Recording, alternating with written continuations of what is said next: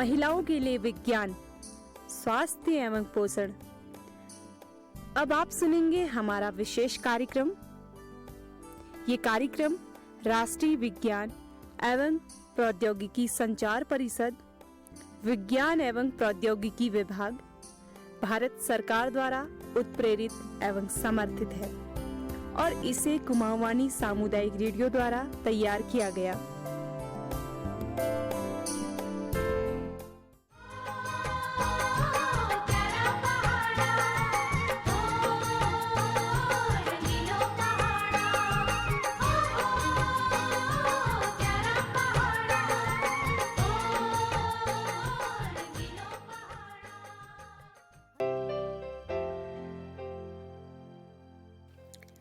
नमस्कार श्रोताओं, स्वागत है आप सभी का कार्यक्रम महकता आंचल में और उम्मीद करती हूँ आप सब लोग ठीक ठाक होंगे। और आज की कड़ी में हम बात करेंगे महिला नसबंदी की। इससे पहले हमने बात की थी पुरुष नसबंदी की। जैसा कि आप जानते हैं, स्त्री नसबंदी गर्भनिरोध का सबसे आम तरीका है और सबसे स्थायी तरीका भी है। और जब से ये तरीका सामने आया है, परिवार नियोजन की प्रणाली अपनाई गई है। इसमें सबसे अधिक भागीदारी, और ये बात भी आप जानते हैं, इसमें सबसे अधिक भागीदारी महिलाओं की ही रहती है। आज भी अगर आप आंकड़ों पर नज़र डालते हैं तो सामने आता है कि पुरुषों की अपेक्षा महिलाएं नसबंदी कराने के लिए सबसे आगे रहती हैं। लगभग 97% महिलाएं परिवार नियोजन में अपना योगदान देती हैं। और यह जानकर आपको हैरानी होगी कि सिर्फ 3% पुरुष ही नसबंदी को अपनाते हैं। अपने आसपास देखते होंगे, आपको नसबंदी तो लगभग हर परिवार में देखने को मिलती होगी और इसमें सबसे अधिक संख्या मिलेगी महिलाओं की। और आज पुरुष नसबंदी बहुत आसान हो चुकी है, लेकिन बावजूद इसके पुरुष इस मामले में बहुत पीछे रहते हैं। मैंने कई पुरुषों से बात भी की इस बारे में, तो उनका कहना था कि नसबंदी कराने से परिवार की जिम्मेदारियों का निर्वहन ठीक से नहीं हो पाता। और दूसरी बात, नसबंदी किया हुआ पुरुष अंगहीन माना जाता है, जो कि पूजा इत्यादि में भाग नहीं ले सकता। इस तरह की धारणा उन्हें इस काम के लिए आगे आने से रोकती हैं। वहीं महिलाएं इस कार्य के लिए स्वयं इच्छा से आगे आती हैं, या फिर उन्होंने यह स्वीकार कर लिया है कि नसबंदी कराना उनकी जिम्मेदारी है। तो आइए मिलते हैं उन्हीं महिलाओं से और जानते हैं। दीदी नमस्कार। नमस्कार रितु। अच्छा ये बताओ दीदी, अफूल जो परिवार नियोजन के बारे में हम बात सुनू अक्सर, तो परिवार नियोजन अफूल करा रहा है या फिर अपन पतिल करा? परिवार नियोजन पतिल करा रखा। तो आपको बताला अफूल अपन पतिल करा तो एक पछिल कारण किसी पेट एक छपाई करीने तब डॉक्टर का ऑपरेशन न हो जाएगा, तो चीज न हो जाएगा, कमजोर थे तब उन्होंने करे। अच्छा, तो अपन पतिल करा बात होय। तो क्या आज अपन पति घर में काम करने, तो क्या उनको कोई दिक्कत है, परेशानी है? दिक्कत नहीं। अच्छा दीदी, आपको बताला अपन परिवार में क्या अफूल कर रखा या अपन पतिल कर रखा? तो मैल कर रखा। अच्छा, तो अपन पतिल के लिए नहीं करी?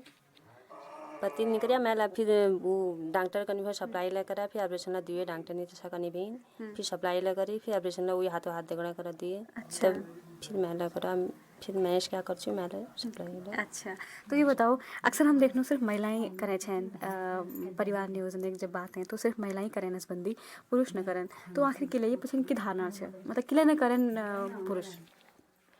तो अब महिला ला करना ठीक बा, पुरुष के लिए फिर मंदिरों में जनी भा तक पूजा पाठ करनी बा, महिला जे क्या जा सकनी बा मंदिरों में, तब फिर तय कारण फिर महिला ही करनी विषयता ज़्यादा महिलाएं ही करे छे। अच्छा, ऑपरेशन करना बाद क्या कोई समस्या है महिला के बाद में, क्या काम काज करने में या अन्य चीज़ों में? हो ऋतु वहीं पे हो, जैसे आप फिर कैसे कमर पीड़ हो जाए, कैसे तैसे कमर पीड़ ज़्यादा हो जाए महिलाओं जब ऑपरेशन करबे, फिर कमर पीड़ ज़्यादा हो जाए। जैसे हम काम काज करो, खेतों में काम करो, ऐसे टूट रहे, ऐसे कमर पीड़ हो जाए। अच्छा दीदी, आपन की नाम छे? मेरा नाम रमा डंगा। आपको के नमस्कार। और अच्छा, आपको बताला अफूल हम बात करने आती कि महिलाओं की नसबंदी बारे बात करने आ, तो नसबंदी उसके अपन अनुसार महिलाओं के लिए ज़्यादा बेहतर छे या फिर पुरुषों के लिए ज़्यादा बेहतर छे? मुझे तो महिलाओं की ज़्यादा बेहतर है उसके। पुरुषों के परेशानी है, और जिसके हम काश्तकार है खेतों में बैल जोतने ने, तो इसके बैल लेने जोतन फिरूँ, और इसके मंदिरों में लेने जा सकन, धार भार जनी है पूजा पाठ नहीं सके। हम मैल कर रखा।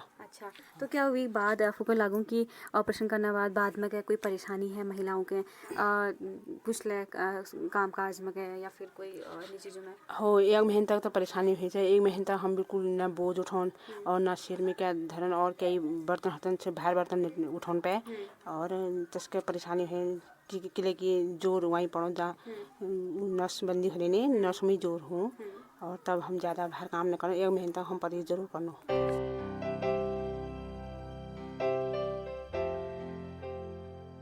श्रोताओं, जैसे कि आप लोग जानते हैं, आज जनसंख्या विस्फोट जिसे कहा जाता है उससे सबसे अधिक चिंतित हमारा देश है, लेकिन इसको नियंत्रित करने में परिवार नियोजन मुख्य भूमिका निभाता है और उस भूमिका में नायिका की सफल अभिनय कराती आ रही है महिलाएं, क्योंकि जनसंख्या नियंत्रण में महिलाएं बढ़ चढ़कर भाग लेती हैं। जहां सन 1975 से पहले जन्म दर 5 से अधिक थी, वहीं अगर आज की बात करें तो ये हटकर हालांकि 2.1 सही स्थिति मापी गई है, जहां पुरुष जिम्मेदारियों का रोना रोते हैं या सामाजिक मान सम्मान की खातिर पीछे रह जाते हैं, लेकिन महिलाएं कई जिम्मेदारियों के होते हुए भी आगे आती हैं। अगर देखा जाए तो कामकाजी महिलाओं की अगर बात करें तो उनके पास पुरुषों से अधिक जिम्मेदारियां होती हैं, जैसे खेती बाड़ी, चूल्हा चौका, गाय बच्चियां, जंगल से चारा लाना आदि जिम्मेदारियां। और यही कारण है कि बहुत सारी महिलाएं डॉक्टरों के बताए आराम के समय को भी नहीं अपना पाती हैं, ना ही खान पान ही वैसा रख पाती हैं। मैं इस बीच परिवार नियोजन की हुई कई महिलाओं से मिली जिन्हें लगभग एक सी समस्याएं होती हैं, कमर दर्द है इत्यादि। श्रोताओं, एक बात की तरफ जाना शायद ठीक होगा, वो ये कि अभी तक हम पूर्ण रूप से नसबंदी की परिपाटी को ठीक तरह से समझ ही नहीं पाए हैं। शायद इसीलिए कई भ्रांतियां भी अभी तक बाकी हैं। आइए चलते हैं सीधा डॉक्टर के पास और उन्हीं से जानते हैं।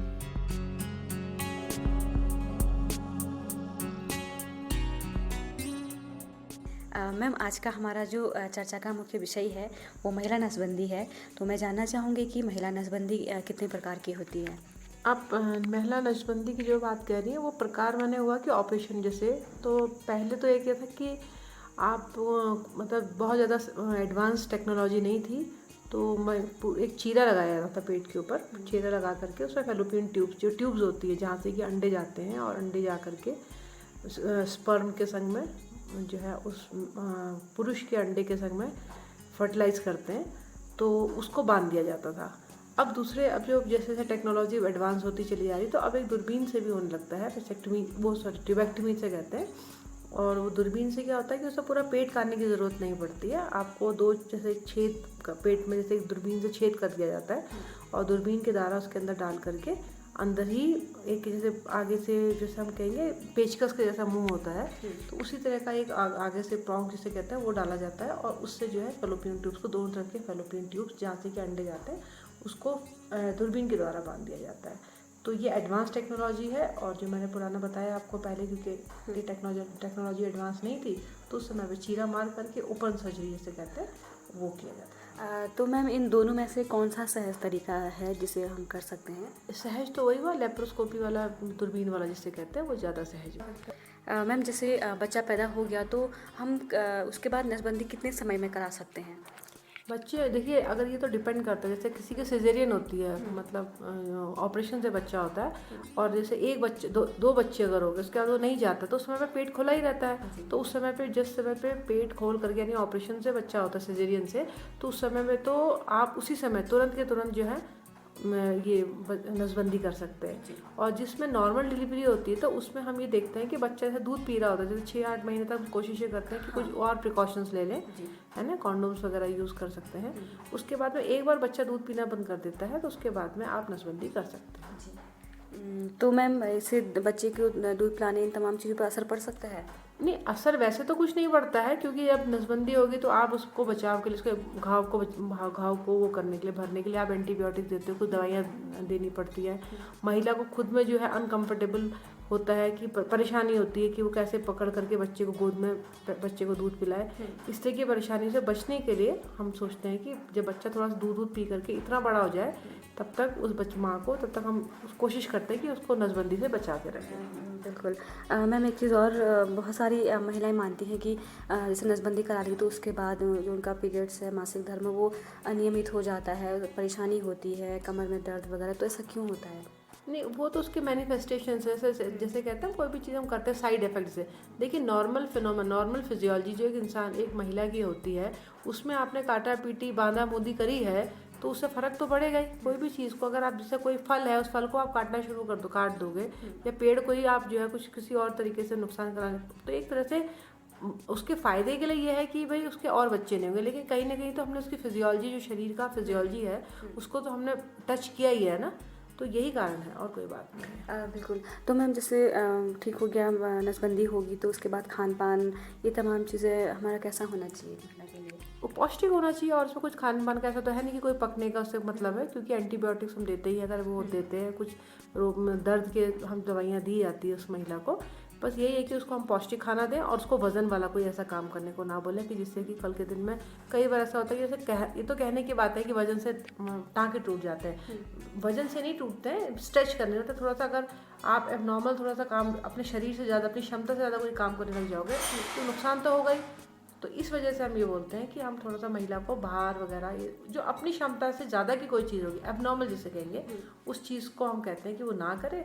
दूसरा, जितना अच्छा हो सकता है पौष्टिक भोजन करने की कोशिश करें। बिल्कुल। और मैम मैंने खुद देखा है, कई सारी महिलाएं ऐसी हैं, आज पूरे गांव की बात करें तो 2 महिलाएं ऐसी निकल जा रही हैं जिनका ऑपरेशन होने के बाद भी बच्चे हो जाते हैं। मैम ऐसा कई बार हुआ है, तो ऐसा क्यों हो रहा है, किस कारण?